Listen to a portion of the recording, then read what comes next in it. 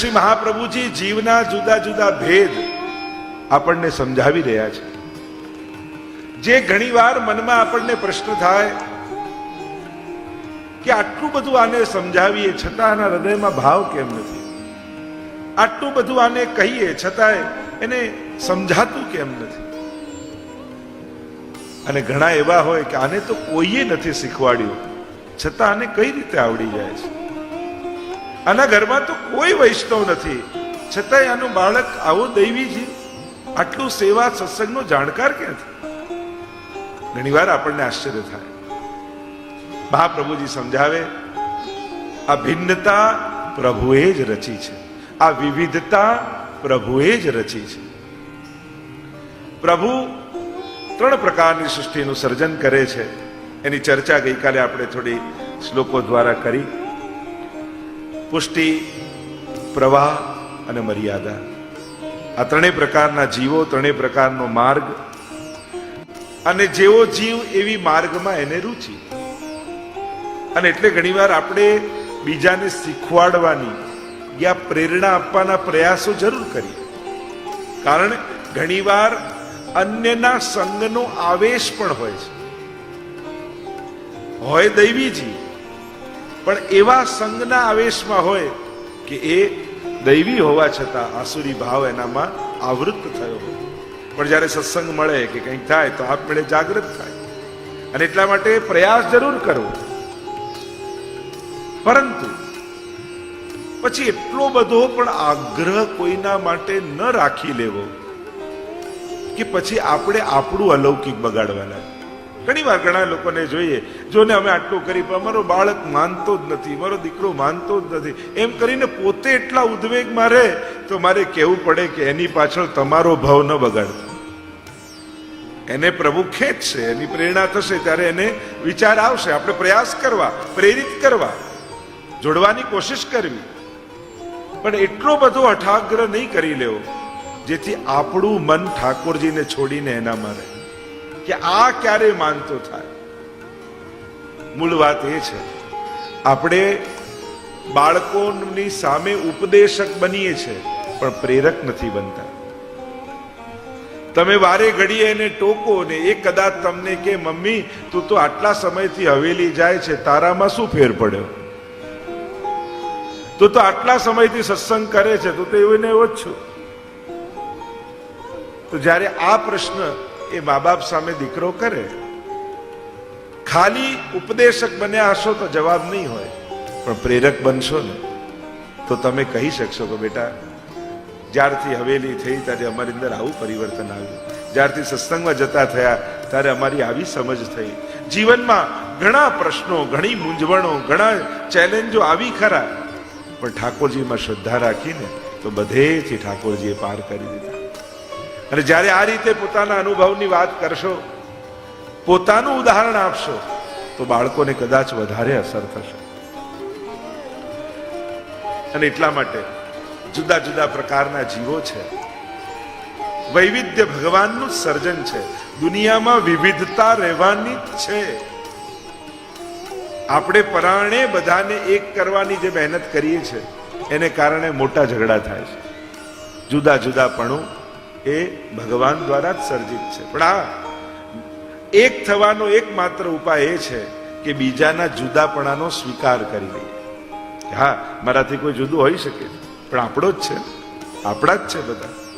કોઈનો જુદા વિચાર હોઈ શકે છે, કોઈનું જુદું દ્રષ્ટિકોણ હોઈ શકે છે, અને દરેકને પોતાના દ્રષ્ટિકોણથી પોતે જે કરતો હોય સાચું જ લાગતું. આપણને એમ લાગે કે આ ખોટું કરે છે, પણ એ આપણો દ્રષ્ટિકોણ એના માટેનો છે, એને તો એ જ સાચું લાગતું હોય. તો આ 3 પ્રકારના ચર્ચાઓ આપણે કરી. પ્રવાહી જીવ મનસા, મનથી પ્રગટ થયા. મર્યાદા જીવ વાણીથી પ્રગટ થયા. પુષ્ટિ કાયેન નિશ્ચય, પુષ્ટિ જીવોને શ્રીઅંગમાંથી પ્રભુએ પ્રગટ કર્યા છે. અને પુષ્ટિ ભક્તોની પણ વાત કરતા આગળ મહાપ્રભુજી ભેદ સમજાવે છે. પુષ્ટિ, પુષ્ટિ, પુષ્ટિ પ્રવાહ, પુષ્ટિ મર્યાદા, આ 3 પ્રકારના પણ અંતર્ગત જીવો અને માર્ગ છે. 20મા શ્લોકમાં આપણે વિરામ તરફ આ ગ્રંથને લઈ જઈએ. મહાપ્રભુજી આજ્ઞા કરે 20મા શ્લોકમાં, વૈદિકત્વમ લૌકિકત્વમ કાપટેત કાપટ્યા તેષુ નાન્યથા વૈષ્ણવત્વં હિ સહજમ તતો અન્યત્ર વિપ્ર વિપર્યયઃ. વૈદિકત્વમ લૌકિકત્વમ કાપટ્યાદેશુ નાન્યથા. જે પુષ્ટિ માર્ગી છે, જે શુદ્ધ પુષ્ટિ માર્ગે ચાલનારો છે, એ તો લૌકિક વૈદિક પણ કાપટ્ય ભાવે કરે છે. કાપટ્ય ભાવે એટલે તમે એમ કહો હું ઠાકોરજીની સેવા કરવા લાગ્યો, હવે આ વિધિ વિધાન હું નહીં કરું, હવે આ વિધિ નહીં કરું, હવે આ લગ્નમાં કોઈ પણ પ્રકારની વૈદિક વિધિ નહીં થાય, હવે ભૂમિ પૂજનમાં કંઈ નહીં થાય, વાસ્તુમાં કંઈ નહીં થાય, હું તો પુષ્ટિ માર્ગમાં વળી ગયો. અરે ના, મહાપ્રભુજી આજ્ઞા કરે છે જ્યાં સુધી દેહ બુદ્ધિ છે ત્યાં સુધી શાસ્ત્રોની બધી આજ્ઞાને પાળો. હા, જ્યારે દેહ બુદ્ધિ સમાપ્ત થઈ જાય અને કેવલ ને કેવલ ભક્ત બુદ્ધિ રહી જાય તો પછી કોઈ બાધા નથી કરતી. પણ જ્યાં સુધી આ દેહ બુદ્ધિ છે, લૌકિક વ્યવહારોમાં રચેલા છીએ, ત્યાં સુધી આ બધા વિધિ વિધાનો કરવા. એટલે ઘણા લોકો પૂછે કે આપણાથી આ કરાય, આપણાથી આ વિધિ કરાય. હા, જે વૈદિક વિધિઓ, જે 16 સંસ્કારો છે એ કરવામાં આવતા હોય છે. પણ વૈષ્ણવ લૌકિક અને વૈદિક કાપટ્ય ભાવે કરે છે. કાપટ્ય ભાવે એટલે એ લૌકિકમાં પણ રહે, બધાની વચ્ચે રહે, બધા પ્રસંગો સાચવે. જો એક વસ્તુ બતાવું, વૈષ્ણવના જીવનનો પ્રકાર કેવો હોય, જેને જે જોઈતું હોય આપે. એનો અર્થ સંસારને તમારો પ્રેમ નથી જોઈતો, સંસારને કેવલ પ્રેમ પૂર્વકનો વ્યવહાર તમારો જોઈએ છે. અને ભગવાનને વ્યવહારની નથી પડી, ભગવાનને તમારો સાચા હૃદયનો પ્રેમ જોઈએ છે. બસ આ ફરક છે સંસાર અને ભગવાન. અને એટલા માટે જેને જે જોઈએ એ આપો. તમારો પાડોશી તમારો ગમે તેટલો તમને ગમતો હોય ને તમે એની ખૂબ કેર કરતા હો, પણ વર્ષમાં એકવાર પણ પૂછવા ન જાઓ ને કે કેમ છો, શું છે, તો પેલાને કોઈ પૂછે તમારા પેલો પાડોશી, એમ કે અમારો પાડોશી તો સાવ નકામો છે, ક્યારે વર્ષે એકવાર મળતોય નથી. હવે તમે દિલથી એનું ભલું ઈચ્છતા હો પણ વર્ષે એક વાર પૂછવા ન ગયા. એનાથી ઊંધું, તમને તમારો પાડોશી જરાય ન ગમતો હોય, તમને એમ થાય કે આ ક્યાં રહેવા, પણ જયારે સવારે મળે ને હા કેમ છે, કઈ બી હોય તો કેજો, અમે બેઠા છીએ, પછી ભલે બેઠા જ રહેવાના હોય. પણ દિવસમાં જયારે જયારે મળે ત્યારે એવી ખબર અંતર પૂછે. અને પેલાને કોઈ પૂછે અરે અમારા જેવો પાડોશી કોઈનો નહીં, ભગવાન બધાને આવો પાડોશી આપે. તમને દિલથી નથી ગમતો પણ તમે વ્યવહાર કુશળ. દુનિયાને વ્યવહાર જ જોઈએ છે. કોઈ તમારું દિલ સાચું છે, પવિત્ર છે, શુદ્ધ છે, સાચા દિલથી પ્યાર એની કોઈને પડી નથી. તમારો વ્યવહાર છે, બસ દુનિયાને વ્યવહાર નહીં પડી છે. એટલે વૈષ્ણવે શું કરવું? પ્રેમ પૂર્વકનો વ્યવહાર દુનિયાને આપો, પણ પ્રેમ ઠાકોરજીને આપો. જેને જે જોઈએ આપી દેવાનું. પ્રભુને વ્યવહારની નથી પડી, પ્રભુને પ્રેમની પડી છે. તારો જે શુદ્ધ હૃદય, શુદ્ધ ભાવો પ્રભુ સ્થાપ્યો, ન ચાતુર્યમ પ્રયોજકમ અંતર્યામી સમસ્તાનામ ભાવમ જાનતી માન. શિક્ષાપત્રમાં હરિરાયજી આજ્ઞા કરે તમારો વિશુદ્ધ પ્રેમ ઠાકોરજીને જોઈએ છે. ક્યાંક વ્યવહારમાં કમી રહી જશે ને તોય વાંધો નહીં. જો ને ભક્તોના ચરિત્રમાં જુઓ, જ્યાં જ્યાં વ્યવહારમાં એ ચૂક્યા છે તો ભગવાન ક્યારે વ્યવહારથી નારાજ નથી થયા.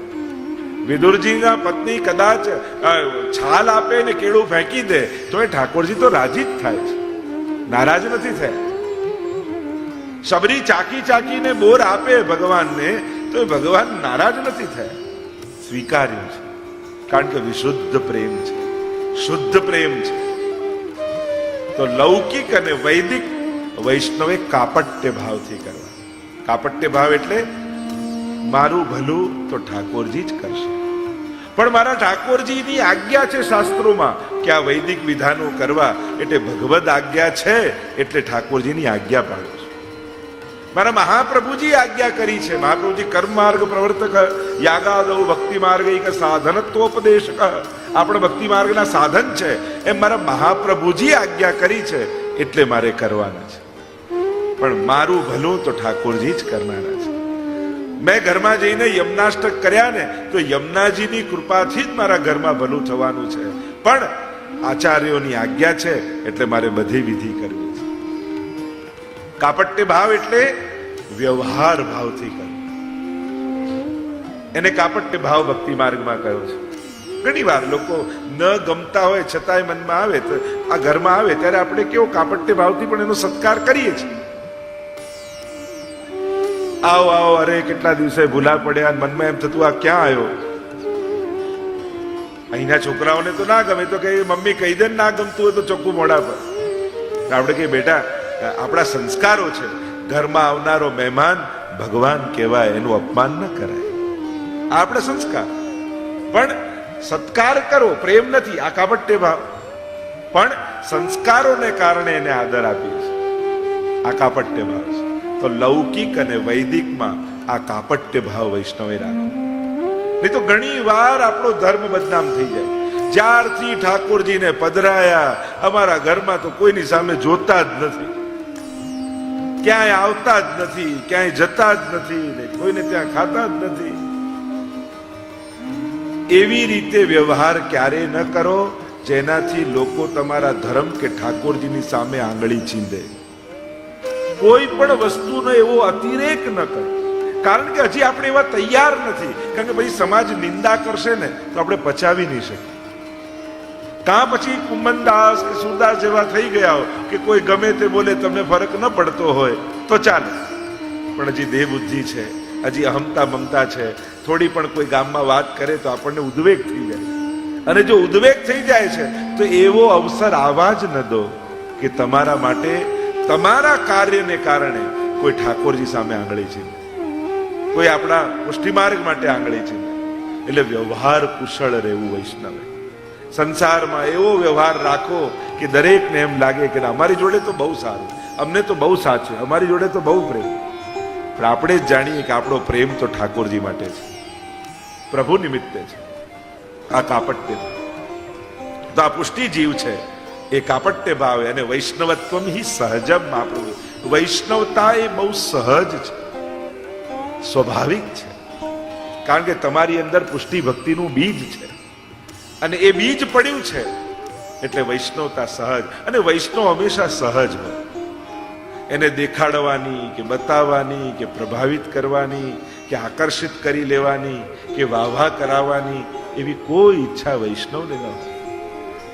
જ્યારે પણ ભક્તિ કરો છો, ભક્તિનું ઓપોઝિટ વર્ડ છે દંભ. જ્યારે જીવનમાં દંભ આવે તો ભક્તિ જતી. એટલા માટે જે પણ કરીએ છીએ આપણા માટે એક જ ઉદ્દેશ્ય છે, મારો ઠાકોરજી રાજી થાય, મારો પ્રભુ પ્રસન્ન થાય. દુનિયા પ્રભાવિત થઈ કે નહીં એની પડી નથી વૈષ્ણવને, પ્રભુની પ્રસન્નતાની પડી છે. જો આપણો આનંદ શું? પ્રભુની ખુશી અને પ્રભુને ખુશ થયેલા જોઈએ એ જ આપણી પ્રસન્નતા, એ જ આપણો આનંદ. જેમાં ઠાકોરજી પ્રસન્ન થાય એ જ આપણા માટે સૌથી મોટું સત્કર્મ છે કે આ કરવાથી મારો ઠાકોરજી રાજી થઈ ગયો, મારો પ્રભુ પ્રસન્ન થઈ ગયો. વાર્તા સાહિત્યમાં કેટલા પ્રમાણો આપણને મળે. પ્રભુ પ્રસન્નતા માટે પોતાનું સર્વસ્વ, પેલું 1.25 લાખનું ગુલાબ લઈને આવે, મારા ઠાકોરજીને લાયક છે. વાર્તામાં આવે છે. અને શ્રીનાથજીનું મસ્તક ઝૂકી ગયું. એવા તો અનેક પ્રસંગો છે. તો વૈષ્ણવત્વમ હિ સહજમ. જે સહજ છે એ વૈષ્ણવ છે. સ્વાભાવિકતા, નિર્દોષતા, નિર્લેપતા, સાત્વિકતા અને કેવલ ને કેવલ પ્રભુના થવાની આકાંક્ષા જેની અંદર છે એ વૈષ્ણવ છે.